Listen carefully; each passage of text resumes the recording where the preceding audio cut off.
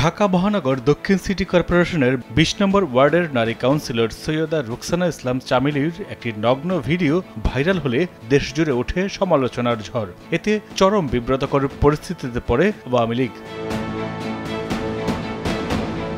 আবাসিক হোটেলের শীতাতপ নিয়ন্ত্রিত একটি কক্ষে সংরক্ষিত ওই নারী কাউন্সিলরকে দেখা যায় অজ্ঞাত এক ব্যক্তির সঙ্গে অন্তরঙ্গ অবস্থায়।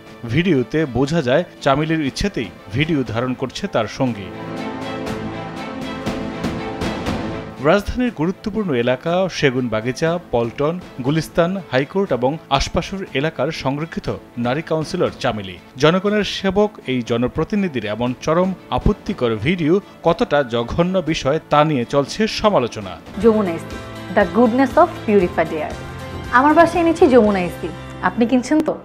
এরপর চামেলিকে দল থেকে বহিষ্কার করে আওয়ামী লীগ। বুধবার ঢাকা মহানগর দক্ষিণ আওয়ামী লীগের সদস্যপদ থেকে তাকে বহিষ্কার করা হয়েছে বলে এক বিজ্ঞপ্তিতে জানিয়েছে দলটি।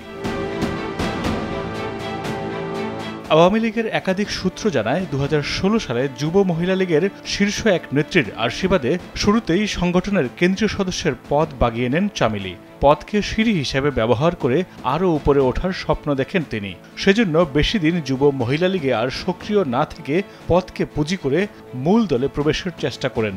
পরে নগর দক্ষিণ আওয়ামী লীগের এক শীর্ষ নেতাকে ম্যানেজ করে মূল দলে নগরের সদস্যপদ বাগিয়ে নেন চামেলি। অভিযোগ রয়েছে, অর্থ উপার্জনের জন্য বেপরোয়া চামেলি এমন কোনো কাজ নেই যা করেননি। ওপর মহলের আশীর্বাদে ঢাকা দক্ষিণ সিটি কর্পোরেশনের ১৩, ১৯ ও ২০ নম্বর ওয়ার্ডে পরপর দুবার সংরক্ষিত নারী কাউন্সিলর নির্বাচিত হন চামেলি।